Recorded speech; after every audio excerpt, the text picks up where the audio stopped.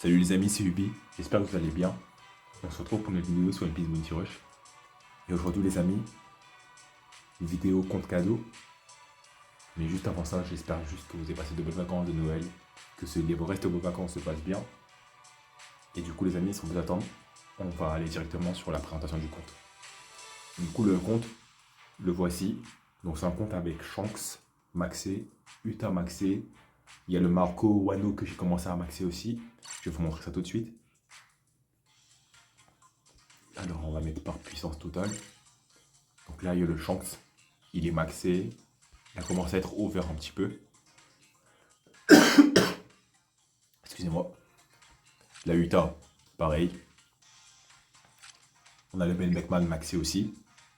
Donc là vous pouvez voir il y a quand même pas mal de petits persos qui sont maxés. Le ISO qui est sympa pour les combats de boss. Le Marco que j'ai passé 90. Là je lui ai mis un petit set mais qui pourrait être amélioré là. La pièce du dos elle est pas correcte je trouve. Elle pourrait être améliorée sur lui. Sinon à part ça, on a le Frankie Shogun, Luchi CP0, la Orobi, on a le Trebol. Trebol qui a un bon perso, un très bon perso même. Et que justement là j'ai commencé à maxer avec des fragments.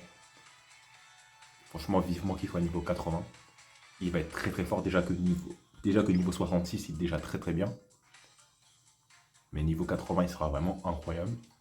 On a le Brook tout gâteau, le Sabot Rouge, le Ray. Donc comme vous voyez, il y a vraiment pas mal de petits persos, pas mal de BF aussi, même s'ils sont pas maxés et qu'ils sont que niveau 60, ça reste toujours bien de les avoir. Le Soba, le Kid de Nigashima, on a le Pell qui est très très fort. La Nami Togato niveau 80 qu'il faudrait monter parce que la Nami Togato c'est un bon perso, c'est vraiment un très très bon perso, mais qu'on voit pas assez. Ensuite, qu'est-ce qu'on a là? Brokichi, Golden Week. Comme je vous ai dit, hein, vraiment des petits persos sympas. On a le Luffy Nigashima, le Lo Nigashima, du coup on a le trio Nigashima au complet, donc ça c'est bien. On a le Ray V1, le Kata V1, Dofi qui est très très fort. Le Jack, très très fort aussi. Le Judge, qui est un très très bon défenseur que j'ai pas mal sous-estimé et que je me dis que ce serait bien que je laisse sur mon compte principal. On a la Ulti, la Vivi, deux très bons persos. Le Godosop, très très bon perso. Le Vista que j'ai commencé à farm au troc qui sera bientôt 80. Donc ça c'est très très bien ça. Ensuite, qu'est-ce qu'on a encore? Après les autres persos, vous allez voir que c'est vraiment des persos farmables. On a le Raizo. Bon, Raizo qui est pas un personnage fou, mais bon, je me dis c'est toujours bien d'avoir comme ça en termes de collection et tout ça. Puis après, comme je l'ai dit, hein, le reste c'est vraiment des persos farmables qui sont relativement faciles à débloquer et faciles à monter 80. Par exemple, les choppers, franchement, qu'il faut finir de monter. Comme ça, pour les tags Zoan, ça peut être très très intéressant. Sinon, pour le reste, je pense qu'on est globalement plutôt pas mal. Mais du coup, moi, comme je vous disais, c'est vraiment la ligne du haut, la toute première ligne qui est vraiment la meilleure. D'ailleurs, moi, les teams que je joue soit ma team Shanks Uta. Comme ça, je sais que je pars avec deux gros attaquants. Et c'est pour éteindre la Uta qui est très très violente. Pour moi, Uta, c'est le counter de quasiment tous les persos en fait. Elle est capable de tomber n'importe qui avec une facilité, c'est juste incroyable. Surtout avec son malus. Ensuite, ma team que je joue, du coup, je joue le Shanks et le Marco. Vraiment très très grosse team.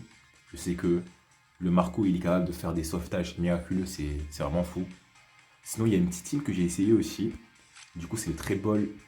Celle-ci, voilà, Treble Shanks. Même si je vous avoue que Treble, c'est un peu compliqué de le jouer niveau 66. Parce que du coup, son trait qui lui permet de régénérer des PV lorsqu'un allié meurt, c'est débloqué au niveau 80. Mais sinon, mis à part ça, son trait de.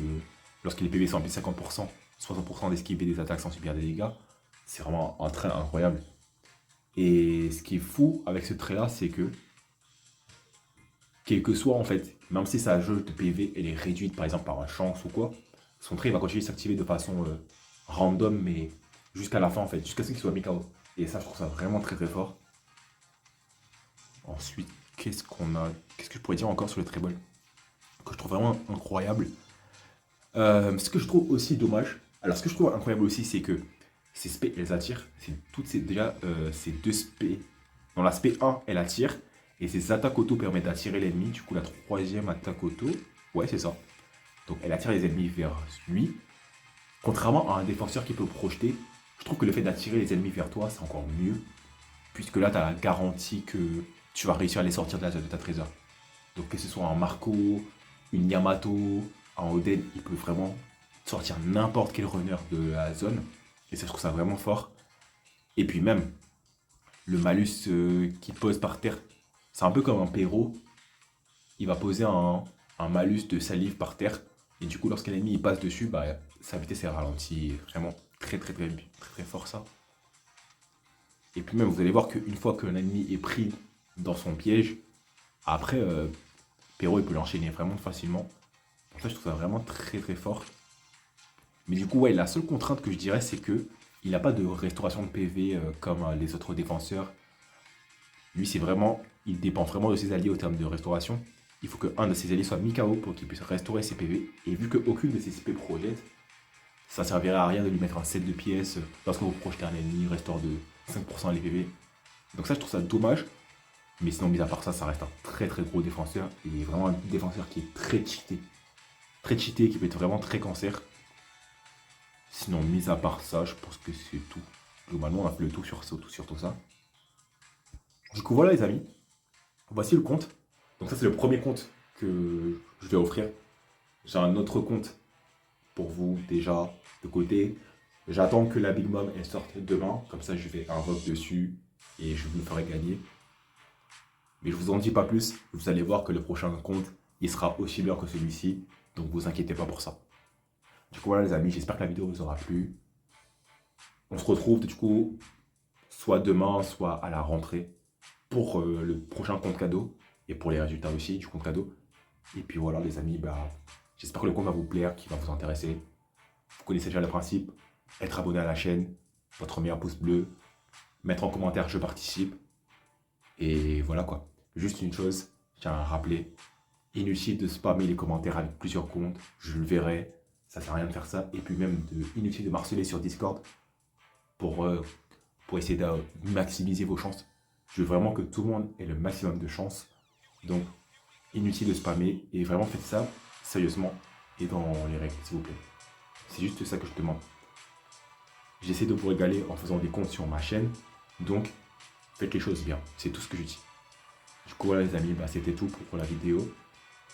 Donc, je vous laisse sur ça et on se retrouve bientôt. Prenez soin de vous, la MIF.